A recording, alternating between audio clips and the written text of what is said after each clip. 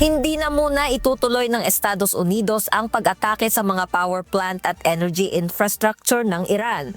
Ito ay kasunod ng utos ni US President Donald Trump na postponement sa lahat ng military strike sa laban sa Iran matapos ang umano'y usapan sa pagitan ng Washington at Tehran. Sa kanyang Truth Social, sinabi ni Trump na nagkaroon ng productive conversations ang Estados Unidos at Iran sa nakalipas na 2 araw na layong wakasan ang halos 3 linggong digmaan sa rehiyon. Ititigil ang pag-atake sa susunod na 5 araw at depende sa magiging takbo ng kasunduan kung itutuloy pa ang gera o hindi. They want very much to make a deal. We'd like to make a deal too. We're doing a 5-day period. We'll see how that goes.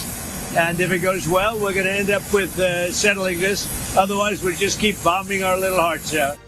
Bagamat hindi tinukoy kung sino ang kausap ng Amerika sa panig ng Iran, nilinaw ni Trump na hindi ito ang supreme leader, kundi isang mataas na opisyal ng bansa. A top person, don't forget, we've wiped out the leadership phase 1, phase 2, and largely phase 3. But we're dealing with the man who I believe is the most respected and the leader. It's a little tough. We've wiped out everybody. Ayon kay Trump, nananatiling hindi sigurado kung buhay pa ang bagong leader ng Iran na si Mojtaba Khamenei, na anak ng dating leader na si Ayatollah Ali Khamenei na nasawi sa pag-atake ng Estados Unidos at Israel. No, not the supreme leader. Nobody heard of the second supreme leader, the son. Are these direct talks? We have not heard from the son. Every once in a while you see a statement made, but we don't know this living.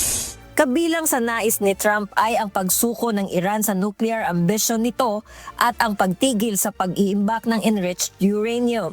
Sa kabila ng pahayag ng posibleng kasunduan, nilinaw ng US President na hindi niya ito ginagarantiyahan at nananatiling walang kasiguraduhan kung matatapos na ang digmaan sa gitnang silangan. Jihan Tamasunas, humahataw sa balita ngayon.